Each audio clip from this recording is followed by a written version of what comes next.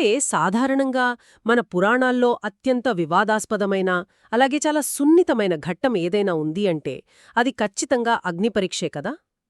ఒక భర్త సమాజం కోసం తన భార్య శీలాన్ని పరీక్షించడం అనే కోణంలోనే ఇన్నాళ్లు మనం వింటూ వచ్చాం. అవును, అదొక్కటే మనకు బాగా తెలిసిన కోణం. కానీ అసలు ఆ అగ్నిపరీక్ష సమాజం కోసం జరగనే లేదని, అదంటా ఆ భార్య స్వయంగా పన్నినొక అత్యంత రహస్యమైన అండర్ కవర్ ఆపరేషన్ అని ఎవరైనా చెబుతే బహుశా వినడానికి చాలా విపరీతంగా ఆశ్చర్యంగా అనిపిస్తుంది కదూ. నిజమే. మూల కథనాలను కొద్దిగా భిన్నమైన కోణంలో చదివినప్పుడు కలిగే ఆశ్చర్యమే ఇదే. అంటే ఇన్నాళ్లు మనం ఒకే వైపు నుండి చూసిన ఒక బృహత్తర ఘట్టాన్ని పూర్తిగా ఇంకొకరి కోణం నుండి చూస్తే అసలు ఆ కథ స్వరూపమే మారిపోతుంది. ఖచ్చితంగా. అందుకే ఈనాటి మన ఈ లోతైన విశ్లేషణలో సరిగ్గా అలాంటి ఒక సంచలనాత్మకమైన అద్భుతమైన కోణం గురించే మనం మాట్లాడుకోబోతున్నాం. యూట్యూబ్లో ఎంతో మంది దృష్టిని ఆకర్షించిన యాట వీరబ్రహ్మం ఛానల్ వారు రూపొందించిన శ్రీరాముని అగ్నిప్రవేశమనే వీడియో ఆధారంగా మన ఈనాటి చర్చ సాగబోతుంది. ఆ వీడియో నిజంగానే చాలా ఆసక్తికరమైన అంశాలను తెరపైకి తెచ్చింది. అవును. అసలు అగ్నిపరీక్షను ఒక సాంఘిక బాధ్యతగా కాకుండా కేవలం భార్యాభర్తల మధ్య ఉన్న అపారమైన ప్రేమ, స్వేచ్ఛ మరియు ఒకరినొకరు పరీక్షించుకునే అత్యంత సంక్లిష్టమైన మానసిక సంఘర్షణల ఆధారంగా అర్థం చేసుకోవటమే మన విశ్లేషణ ముఖ్య ఉద్దేశం. అయితే ఇక్కడ మనం చర్చలోకి వెళ్లే ముందు ఒక విషయాన్ని స్పష్టంగా మనసులో ఉంచుకోవాలి. ఈ మూలకథనం పవిత్రమైన రామాయణాన్ని కాని, అందులో దేవుళ్లుగా మనం పూజించే ఆయా పాత్రలను గాని కించపరచడానికి ఉద్దేశించినది ఎంతమాత్రం కాదు. అవును, అది చాలా ముఖ్యం కదా. శతాబ్దాలుగా ఎంతోమంది రచయితలు తమ సృజనాత్మక స్వేచ్ఛతో ఈ ఇతిహాసాన్ని అనేక కోణాల్లో ఆవిష్కరించారు. ఈ విశ్లేషణ కూడా ఆ పాత్రల మానసిక లోతులను, అంటే వారి నిర్ణయాల వెనుక ఉన్న బరువైన భావోద్వేగాలను నిష్పాక్షికంగా అర్థం చేసుకునే ఒక చిన్న ప్రయత్నం మాత్రమే. పర్ఫెక్ట్. ఇక ఏమాత్రం ఆలస్యం చేయకుండా నేరుగా అసలు కథలోకి వెళ్ళిపోదాం. ఈ కథానేపథ్యం ప్రధానంగా రావణాసురుడికి ఉన్న ఒక వరం చుట్టూ అల్లబడింది కదా. అంటే బ్రహ్మను మెప్పించి దేవతలు, గంధర్వులు, రాక్షసుల వల్ల తనకు మరణం లేకుండా వరం పొందుతాడు రావణుడు. అవును. కాని తన అహంకారంతో మనుషులు తనను ఏమీ చేయలేరన్న చులకన భావంతో వారి పేరును ఆ వరంలో చేర్చడు. ఎగ్జాక్ట్లీ. ఆ చిన్న వరంలొసుగును పట్టుకునే శ్రీమహావిష్ణువు రాముడిగా, లక్ష్మీదేవి సీతగా భూమిపైకి వస్తారు. ఇదంతా మనందరికీ సాధారణంగా తెలిసిన కథే. కాని ఈ మూలకథనం పంచవటీలో ఒక ఆసక్తికరమైన మలుపుతో మొదలవుతుంది కదా. ఆ మలుపే ఈ మొత్తం కథనానికి ప్రాణమని చెప్పాలి. పంచవటిలో సీతాపహరణము చెరగడానికి ముందు రావణుడు ఒక సన్యాసి వేషంలో వస్తాడు. మనకు తెలిసిన రెగ్యులర్ కథ ప్రకారం సీతాదేవి ఆ సన్యాసి వలయంలో పడిపోయి గీత దాటి బయటకొస్తుంది. అవును. కాని ఇక్కడే ఈ కథనం ఒక కొత్త విషయాన్ని చెబుతోంది. ఏంటంటే మహాపతివ్రతైన సీతాదేవికున్న అపారమైన దివ్యదృష్టి వల్ల తన ఆశ్రమం ముందుకు సన్యాసి వేషంలో వచ్చింది సామాన్యుడు కాదని, సాక్షాత్తు ఆ మాయావి రావణాసురుడే అని ఆమెకు మొదటి క్షణంలోనే అర్థమైపోతోంది. ఒక్క నిమిషం దీన్ని కొంచెం విడమర్చి చూద్దాం. అంటే ఇన్నాళ్లు మన మదిలో ముద్రపడిపోయిన చిత్రం వేరు. పంచవటిలో సీతాదేవి అనగానే బంగారు లేడిని చూసి మురిసిపోయే ఒక అమాయకురాలు, ఆపదలో చిక్కుకున్న ఒక ఒంటరి స్త్రీలా కనిపిస్తుంది మనకు. అవును, సాధారణంగా అలాగే అనుకుంటాం. కాని ఈ మూలకథనం ప్రకారం చూస్తుంటే ఆమె ఒక మాస్టర్ మైండ్లా, అసలు మొత్తం వ్యూహాన్ని నడిపిస్తున్న ఒక కమాండర్లా కనిపిస్తోంది. అబ్బా, ఇది నిజంగా మైండ్ బ్లోయింగ్. ఖచ్చితంగా ఆమెకు అన్నీ ముందే తెలుసన్నమాట. కాని ఇక్కడ నాకో పెద్ద సందేహముంది.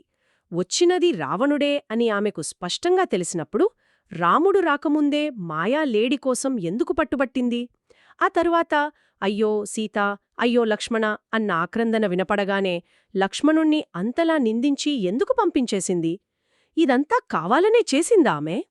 ఆ ప్రశ్న వెనుకున్న జవాబే సీతాదేవిలోని దూరదృష్టికి నిదర్శనం. ఆమె బయటకు భయపడుతున్నట్లు, ఆందోళన చెందుతున్నట్లు నటిస్తూనే మనసులో అగ్నిదేవుని ప్రార్థిస్తుంది. అగ్నిదేవుడు తక్షణమే ప్రత్యక్షమై ఒక తార్కికమైన ప్రశ్న వేస్తాడు. ఓహో, అగ్నిదేవుడు వస్తాడా? ఏమడిగాడు? తల్లి, సన్యాసి వేషంలో ఉన్నది రావణుడని మీ దివ్యదృష్టితో పసిగట్టారు కదా, మరి అరిచింది శ్రీరాముడు కాదని ఎందుకు పసిగట్టలేకపోయారు అని అడుగుతాడు. అప్పుడు ఆమె ఒక అద్భుతమైన సమాధానం చెబుతుంది. ఆ అరుపు రాముడిది కాదని తనకు ముందే తెలుసునని, కాని రావణుడు తనను అపహరించాలంటే అక్కడ లక్ష్మణుడు ఉండకూడదని అంటుంది. అంటే లక్ష్మణుడు ఉంటే రావణుడు ఏమీ చేయలేడు కాబట్టి. అవును, అందుకే కావాలనే లక్ష్మణ్ణి కఠినమైన మాటలు అని అక్కడ్నుండి పంపించేసింది అని వివరిస్తుంది. అబ్బా! అసలు ఏంటండి ఇది? అంటే రావణుడికి ఉన్న వరాన్ని ఛేదించి లోక కళ్యాణం కోసం తన భర్త ఆ రాక్షసుణ్ణి సంహరించాలంటే ముందుగా యుద్ధం జరగాలి. ఖచ్చితంగా. ఆ యుద్ధం జరగాలంటే తన అపహరణ జరగాలి. ఈ ఒక్క కారణం కోసం సీత తన ప్రతిష్టను, తన శీలాన్ని కూడా పణంగా పెట్టి ఇంతటి కఠినమైన వ్యూహాన్ని అమలు చేసిందనమాట. మరి అగ్నిదేవుని పాత్రేమిటిక్కడ? ఆ ఆపరేషన్లో అతని బాధ్యతేమిటి? ఏంటంటే, భౌతికంగా నిజమైన సీతాదేవి రావణుడి చేతికి చిక్కకూడదు. అందుకే అగ్నిదేవుడు ఆమె సంకల్పంలోని ధర్మాన్ని, త్యాగాన్ని అర్థం చేసుకుని ఒక ప్రత్యామ్నాయాన్ని సృష్టిస్తాడు. అదే ఛాయాసీత లేదా మాయాసీత. ఓహో, అంటే ఒక డమ్మీలాగా అనమాట. అవును, అచ్చమలాగే. ఈ ఛాయాసీత చూడ్డానికి, మాట్లాడ్డానికి, ప్రవర్తించడానికి అచ్చు గుద్దినట్లు నిజమైన సీతలాగే ఉంటుంది. అగ్నిదేవుడు నిజమైన సీతాదేవిని తనలో అత్యంత సురక్షితంగా దాచుకుని ఆ స్థానంలో ఈ ఛాయాసీతను ఉంచుతాడు. అంటే అపహరణకు గురైంది నిజమైన సీత కాదనమాట.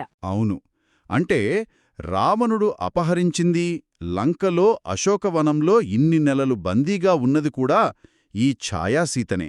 ఈ అండర్ కవర్ ఆపరేషన్ వింటుంటే చాలా థ్రిల్లింగ్గా ఉంది. అయితే దీని తర్వాత యుద్ధం ముగుస్తుంది, రావణ సంహారం పూర్తవుతుంది కదా. ఇక్కడే అసలైన మానసిక సంఘర్షణ మొదలవుతుంది అని మూలకథనం చెప్తోంది. ఛాయాసీత శ్రీరాముణ్ణి కలుసుకోవడానికి వస్తుంది. అవును, వస్తుంది. ఇన్నాళ్ల వియోగం తర్వాత కలయిక అంటే ఎవరైనా ఆనందంతో ఆలింగనం చేసుకోవాలి కదా. కాని రాముడు ఆమెతో అత్యంత కఠినంగా, హృదయాన్ని ముక్కలు చేసేలా మాట్లాడతాడు. అసలు ఎందుకలా ప్రవర్తిస్తాడు? ఇక్కడే మనం రామాయణాన్ని ఒక సాధారణ కథలా కాకుండా లోతైన మానసిక విశ్లేషణతో చూడాలి. రాముడు సీతను చూడగానే అతన్లో ఆనందం కలుగుతుంది. కాని ఆ ఆనందాన్ని ఒక భయంకరమైన గతం కమ్మేస్తుంది. భయంకరమైన గతమంటే ఆ యుద్ధమా? అవును, రావణ సంహారం కోసం జరిగిన యుద్ధంలో జరిగిన అపారమైన ప్రాణనష్టం అతని కళ్లముందు కదలాడుతుంది. వేలాని వానరులు ప్రాణాలు విడిచారు. స్వయాన లక్ష్మణుడు ఏకంగా మృత్యు అంచులకు వెళ్లి వచ్చాడు. ఇదంతా తమ తయ్యమమ్మీ జరిగింది కదా. కదా, ఇదంతా ఎందుకు జరిగింది? ఆనాడు పంచవటిలో సీత ప్రదర్శించిన మొండితనం వల్లే కదా. లక్ష్మణునిపై ఆమె అన్న కఠినమైన మాటలే కదా ఇంతటి రక్తపాతానికి కారణం అన్న ఆలోచన ఒక పాలకుడిగా రాముడిని తీవ్రంగా కృంగదీస్తోంది. ఒక్క నిమిషం, ఇక్కడొక బలమైన వాదనను మనం చర్చిద్దాం. ఈ కథనం ప్రకారం రాముడికి సీతశీలం మీద ఎలాంటి అనుమానం లేదు. కాని ఆమె స్వాతంత్ర్యాన్ని గౌరవించే ఉద్దేశంతోనే నువ్వు స్వేచ్ఛరాలివి, నీ ఇష్టమొచ్చిన వారితో ఉండవచ్చు అని అన్నాడు అంటున్నారు కదా. అవును, ఆ కథనంలో అలాగే ఉంది. కాని ఇది వినడానికి చాలా విడ్డూరంగా లేదా? నిజంగా ఆమె స్వేచ్ఛను గౌరవించేవాడైతే ఈ సున్నితమైన విషయాన్ని ఇద్దరూ ఏకాంతంగా ఉన్నప్పుడు మాట్లాడుకోవచ్చు కదా. ఒక పెద్ద వానర సైన్యం ముందు అందరూ చూస్తుండగా అంత పబ్లిక్గా ఆమెను అవమానించి నేను నిన్ను వదిలేస్తున్నాను అని చెప్పడాన్ని ఆధునిక కాలంలో గ్యాస్ లైటింగ్ అంటారు కదా. దీన్ని ఈ మూలకథనం ఎలా సమర్థిస్తోంది? ఇది చాలా లోతైన, అలాగే సహజంగా ఎవరికైనా వచ్చే ప్రశ్న. దీన్ని అర్థం చేసుకోవాలంటే రాముని పాత్రను మనం రెండుగా విభజించి చూడాలి. ఒకవైపు అతను సీతను ప్రాణంగా ప్రేమించే భర్త, మరొకవైపు ధర్మాన్ని పాటించాల్సిన ఒక నాయకుడు. అంటే పాలకుడి బాధ్యత అంటారు. అవును, వేలాది మంది సైనికులు తమ ప్రాణాలను పణంగా పెట్టి యుద్ధం చేసింది కేవలం రాజుగారి భార్యను వెనక్కి తీసుకురావడానికి మాత్రమే కాదు, ధర్మాన్ని రక్షించడానికి. ఆ సైన్యం ముందు ఆమె చేసిన తప్పుకు, అంటే లక్ష్మణుని నిందించడం లాంటి దానికి ఎటువంటి బాధ్యత తీసుకోకుండా ఏమీ జరగనట్లుగా ఆమెను స్వీకరిస్తే పాలకుడిగా అది అతని పక్షపాతమవుతుంది. ఓహో, అంటే అక్కడ రాజధర్మం అడ్డువచ్చిందన్నమాట. ఖచ్చితంగా. ఇక్కడ రాముడు ఎమోషనల్గా పూర్తిగా డిటాచ్ అయ్యాడు. నువ్విన్నాళ్ళు నాకు దూరంగా ఉన్నావు, నీ మనసు మారి ఉండవచ్చు, నిన్ను నాతోనే ఉండవని బలవంతం చేసే హక్కు నాకు లేదు అనంటాడు. ఈ యుద్ధం నా కర్తవ్యం, అది పూర్తయింది. నీ జీవితం నీ ఇష్టమని చెప్పడం వెనక ఉన్నది పబ్లిక్ హ్యూమిలియేషన్ కాదు, తన విధి నిర్వహణ వల్ల కలిగిన ఒక భయంకరమైన మానసిక స్తబ్దత అని మనం అర్థం చేసుకోవాలి. అంటే తన సైన్యం ముందు ఒక పాలకుడిగా జవాబుదారీతనం వహించడం కోసం ఒక భర్తగా తన సొంత భావోద్వేగాలను చంపుకుని అంత కఠినంగా మాట్లాడాడు అంటారు. కాని ఆ మాటలు విన్నది ఛాయాసీత కదా. అవును, అక్కడున్నది ఛాయాసీతే. ఆమె వెంటనే స్పందించి, నా బాధ్యత తీరిపోయింది, ఇక నిజమైన సీతను అగ్ని నుండి బయటకు తీసుకురావడానికి ఇదే సరైన సమయం అని భావించి అగ్నిలోకి ప్రవేశిస్తుంది. అక్కడ అగ్నిదేవుని దగ్గరున్న నిజమైన సీతతో, నువ్వు వెళ్ళు, రాముడు నీకోసం ఎదురుచూస్తున్నాడు అంటుంది కదా. ఇక్కడే కథ ఊహించని మలుపు తిరుగుతుంది. అవును, చాలా పెద్ద మలుపు ఇది. నిజమైన సీత బయటకు రాను అని భీష్మించుకుని కూర్చుంటుంది. అసలు ఏం జరుగుతోందక్కడ ఆమె మనసులో? ఏంటంటే, బయట రాముడు ఛాయాసీతను ఉద్దేశించన్న ప్రతి మాట అగ్నిలో ఉన్న నిజమైన సీత వింటుంది. ఆమె లోపల ఒక భయంకరమైన అలుక రేగుతుంది. అలుక అంటే బాగా కోపమొచ్చిందా? అవును, నేను నా భర్త అభీష్టం కోసం, అతని విజయం కోసం నా ప్రతిష్టను పణంగా పెట్టి అగ్నిలో దాక్కుంటే అతను నన్ను అంత సులభంగా వెళ్ళిపోమంటాడా ఆమె అనుకుంటోంది.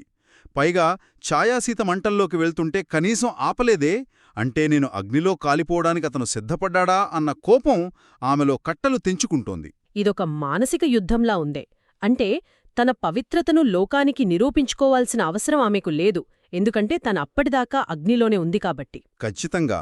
కాని ఆమె ఆలోచన ఎలా ఉందంటే, కొంతకాలం దూరంగా ఉన్నానని, నా మనసు మారిపోయి ఉంటుందని భావించి నన్ను వదిలేయడానికి సిద్ధపడ్డాడు.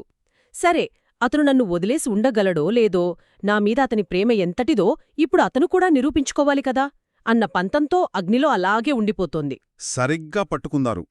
ఇది కేవలం ఒక భార్య తన భర్త తనని ఎంతగా ప్రేమిస్తున్నాడో తెలుసుకోవాలనుకునే ఒక సహజమైన కాని అసాధారణమైన ముండితనం. చాలా ఆసక్తికరంగా ఉంది. ఆమె అగ్నిదేవునితో నేరుగా చెబుతుంది, ఇప్పుడు నేను ఈ అగ్నిలో నుండి బయటకు రాకపోతే నన్ను కోల్పోయిన బాధ అతనికి తెలియాలి. నేను శాశ్వతంగా దూరమైతే అతను భరించగలడో లేదో నేను చూడాలి అని నిశ్చలంగా అక్కడే ఉండిపోతుంది. అబ్బా, ఇక్కడే ఉత్కంఠత తారస్థాయికి చేరుకుంటోంది. సీత అగ్నిలోకి ప్రవేశించి ఎంతసేపుటికీ బయటకు రాకపోవడం చూసి బయట ఉన్న రాముని గుండె ముక్కలవుతుంది కదా. ఆ ఒక్క క్షణం అతనికి యుగంలా అనిపిస్తుంది. అవును, రాముడు పడే వేదన అంతా ఇంతా కాదు. బయటకు గాంభీర్యం ప్రదర్శిస్తున్నా లోపల ఆర్తనాదం చేస్తాడు. సీత, రా, అగ్నిని చీల్చుకొనేరా, ఆనాడు హనుమంతుడి తోకకు అంటుకున్న మంటలనే ఆర్పేసిన నీ పాతివ్రత్యం ముందు ఈ మంటలు ఎంత అని తల్లడిల్లిపోతాడు. పరిస్థితి చేయిజారిపోతోందని గ్రహించిన దేవతలు కాలాన్ని స్తంభింపజేస్తారు. అదే అక్కడ జరిగే అసలైన సినిమాటిక్ క్లైమాక్స్. అవును, ఆ తర్వాత జరిగిన మలుపు ఎవ్వరూ ఊహించనిది. శ్రీరాముడు స్వయంగా అగ్నిలోకి దూకుతాడు. ఒక మానవాతీత శక్తి ఉన్న వ్యక్తి, సాక్షాత్తూ దైవస్వరూపం, అలా అగ్నిలోకి దూకడం దనుక ఉన్న మెకానిజమేంటి? ఆ మెకానిజం భౌతికమైనది కాదు, అది పూర్తిగా మానసికమైనది మరియు విశ్వవ్యాప్తమైనది. అంటే భౌతికమైన అగ్ని జ్వాలలు మనుష్యులను దహిస్తాయి, కాని శ్రీరాముని హృదయంలో రగులుతున్న ప్రేమ, బాధ, తన ప్రవర్తన వల్లే సీత మరణించిందేమో అన్న అపరాధ భావన, ఇవన్నీ కలిస్తే పుట్టే కోపాగ్ని ఆ భౌతికాగ్ని కన్నా 1000 రెట్లు శక్తిమంతమైనది. ఓహో, అంటే ఆ మానసిక వేదనే అసలైన అగ్ని అన్నమాట. ఖచ్చితంగా. రాముడు అగ్నిలోకి దూకినప్పుడు సర్వాన్ని దహించివేసే అగ్నిదేవుడే ఆ వేడికి తట్టుకోలేక భయంతో వణికిపోతాడు. అతనికి అక్షరాల చెమటలు పడతాయి. అగ్నిదేవుడికే చెమటలు పట్టడమా? అబ్బా! అవును, రాముని పాదాలపై పడి, రామా శాంతించు, నీ లోపల రగులుతున్న ఆగ్రహ జ్వాలలు నన్నే దహించివేస్తున్నాయి అని వేడుకుంటాడగ్నిదేవుడు. భౌతికమైన నిప్పు కన్నా మనిషి లోపలి భావోద్వేగాల తీవ్రత ఎంత గొప్పదో చెప్పడానికి ఇంతకంటే అద్భుతమైన రూపకం అంటే మెటఫర్ మరొకటి ఉండదు. సీత చావుకు నేనే కారణమయ్యాను, సీతలేని నేను ఈ సృష్టిలో లేనట్టే అని రాముడు నిస్సహాయంగా విలపించడం చూస్తుంటే ఆ పాలకుడిగా ఉన్న ముసుగు తొలగిపోయి తన భార్యను పిచ్చిగా ప్రేమించే ఒక సామాన్య భర్తలోని నరకయాతన స్పష్టంగా కనిపిస్తుంది. అవును, ఆ సమయంలో అగ్నిదేవుడు పరిస్థితిని చక్కదిద్దే ప్రయత్నంలో అసలు నిజాన్ని వెల్లడిస్తాడు. ఇదంతా సీతాదేవి సంకల్పం, ఆమె సురక్షితంగానే ఉంది, నేనిక్కడ కేవలం నిమిత్తమాత్రుణ్ణి అని వివరిస్తాడు. ఆ తర్వాత ఏమవుతుంది? అప్పుడే బ్రహ్మదేవుడు, శివుడు తదితర దేవతలు ప్రత్యక్షమై రామునికి అతని విష్ణు అవతారాన్ని గుర్తుచేస్తారు. ఇదంతా విశ్వ ప్రణాళికలో భాగమని, ఈ అగ్నిపరీక్ష ఒక దైవలీల అని వివరిస్తారు. ఈ దైవిక జోక్యంతో రాముడు శాంతిస్తాడు కదా. ఆ తర్వాత సీతను ఆత్మీయంగా ఆలింగనం చేసుకుంటాడు. ఆ తర్వాత వాళ్ళిద్దరి మధ్య జరిగే సంభాషణ బహుశా ఈ మొత్తం విశ్లేషణకే ఒక ముగింపు లాంటిది అని చెప్పొచ్చు. అవును, అది చాలా కీలకమైన ఘట్టం. ఒక దేవుడు తన భార్యకు క్షమాపణలు చెప్పడం ఇక్కడ కనిపిస్తుంది. నీమీద నాకు ఎలాంటి అనుమానం లేదు, కాని జరిగిన నష్టం తాలూకు కోపంతో, ఆందోళనతో అలా కఠినంగా మాట్లాడాను. అగ్ని నిన్ను దహించలేదనే నాకు తెలుసు, అందుకే నువ్వు వెళ్తున్నా నేను ఆపలేదు, అది నా నమ్మకం అని రాముడు వివరణ ఇస్తాడు. అప్పుడు సీత చిరునవ్వుతో ఇచ్చిన సమాధానం ఈ కథను ఎక్కడికో తీసుకువెళ్తుంది కదూ. ఆ సమాధానమే ఈ కథకు అసలైన ఆత్మ అని చెప్పాలి. సీతాదేవి చాలా ప్రశాంతంగా, ప్రేమగా రామునితో అంటోంది, నాకు నీ గురించి తెలీదా రామా? నువ్వు నాకోసం నీ గుండెలో ఎంతటి పత్నిభక్తిని, ప్రేమను దాచుకున్నావో నాకు తెలుసు అనంటోంది. అబ్బా, ఎంత గొప్ప మాట ఇది! అవును, కాని దాని లోతును, ఆ ప్రేమలోని తీవ్రతను బయటికి తెప్పించడానికే నేను ఈ పరీక్ష పెట్టాను. ఎందుకంటే నామీద నీకున్న ప్రేమ విషయంలో నేను ఎప్పుడూ ఎలాంటి భ్రాంతికి గురికాకూడదు అనంటుంది. ఆ తర్వాత దేవతలు కాలాన్ని మళ్లీ సాధారణ స్థితికి తీసుకువచ్చి ఆ అగ్నిగుండం నుండి సీతాదేవిని లోకానికి పునీతగా అప్పగిస్తారు. అయితే అసలు ఈ మొత్తం కథాంశం నుండి మనం ఏం గ్రహించాలి? మనం ఎప్పట్నించో వింటున్నట్లుగా అగ్నిపరీక్ష అనేది సమాజం ముందు ఒక స్త్రీ తన పవిత్రతలు రుజువు చేసుకోవడానికి చేసిన త్యాగమా? కాదు. ఈ మూల కథనం ప్రకారం చూస్తే ఇది సమాజానికి సంబంధం లేని, కేవలం ఇద్దరు వ్యక్తుల మధ్య, భార్యాభర్తల మధ్య ఉన్న అగాధమైన ప్రేమను, ఒకరిపై ఒకరికి ఉన్న విడదీయరాని బంధాన్ని వ్యక్తీకరించుకోవడానికి జరిగిన అత్యంత వ్యక్తిగతమైన సంఘటన. దీన్ని మనం మరింత విస్తృతమైన కోణంలో అర్థం చేసుకోవాలి. ఏ బంధంలోనైనా సరే మనం బయటి ప్రపంచం కోసం జీవించకూడదు. పరుల ముందు లేదా సమాజం ముందు మన బంధం ఎంత గొప్పదో నిరూపించుకోవాల్సిన అవసరం లేదు. ఖచ్చితంగా. భార్యాభర్తల మధ్య ఉండే విధేయత, ఒకరినొకరు అర్థం చేసుకునే తీరు, వారి మధ్య ఉన్న నమ్మకమే ఈ సృష్టిలో అత్యున్నతమైన క్యారెక్టర్. దానికి బయట ప్రపంచమిచ్చే సర్టిఫికెట్తో పనేలేదు. సీతారాముల అగ్నిపరీక్ష మనకు బోధించే అసలైన బాటమిదే. చాలా అద్భుతమైన విశ్లేషణ ఇది. మొత్తంగా చూస్తే ఒక రాక్షసుడు ఒక స్త్రీని అపహరించడం అనే ఒక ఫ్లాట్ స్టోరీలైన్లా కనిపించే ఈ రామాయణ ఘట్టం ఎంతటి లోతైన మానసిక ప్రేమ కావ్యంగా, ఒక సైకలాజికల్ థ్రిల్లర్లా మారిందో చూస్తే నిజంగా ఆశ్చర్యం వేస్తుంది. అవును, ఆ మానసిక లోతులు చాలా అద్భుతంగా ఉన్నాయి. సీతాదేవి వ్యూహాత్మక ఆలోచనా విధానం, రాముని కర్తవ్యం వెనుక దాగిన అపారమైన ప్రేమ, ఆ ప్రేమను పరీక్షించుకోవాలన్నా సీత పట్టుదల, తన సర్వస్వం కోల్పోయానేమో అని తల్లడిల్లిపోయిన రాముని గుండె బరువు, ఇవన్నీ ఇద్దరు వ్యక్తులు ఒకరినొకరు ఏ స్థాయిలో అర్థం చేసుకున్నారు అన్నదానికి నిదర్శనాలు. 100% నిజం. బాహ్య ప్రపంచం ఏమనుకుంటుంది అన్నదానికన్నా మన భాగస్వామి మనల్ని ఎలా అర్థం చేసుకుంటున్నాడు అన్నదే ముఖ్యం. ఏ బంధమైనా నిలబడేది కేవలం ఒకరిపై ఒకరికి ఉన్న అంతర్గత నమ్మకం మీదే. ఇక ఈ చర్చను ముగించే ముందు ఒక చిన్న ఆలోచన. చెప్పండి. బహుశా మన జీవితంలో మనం ఎదుర్కొనే ఘర్షణలు, గొడవలు, మనం పడే అపార్థాలు కూడా మనకు తెలియకుండానే మన బంధాలను బలోపేతం చేసే రహస్య అగ్నిపరీక్షలేమో కదా. వాటిని చూసే కోణం మారితే, ఇతరుల కోణంలో ఆలోచించడం మొదలుపెడితే, మనకెప్పట్నుంచో తెలిసిన పాత కథలే కాదు, మన సొంత జీవిత కథలు కూడా సరికొత్తగా కనిపిస్తాయి. ఇది నిజంగా మనమందరం ఆలోచించాల్సిన విషయం. మళ్ళీ మరొక ఆసక్తికరమైన విశ్లేషణతో కలుద్దాం.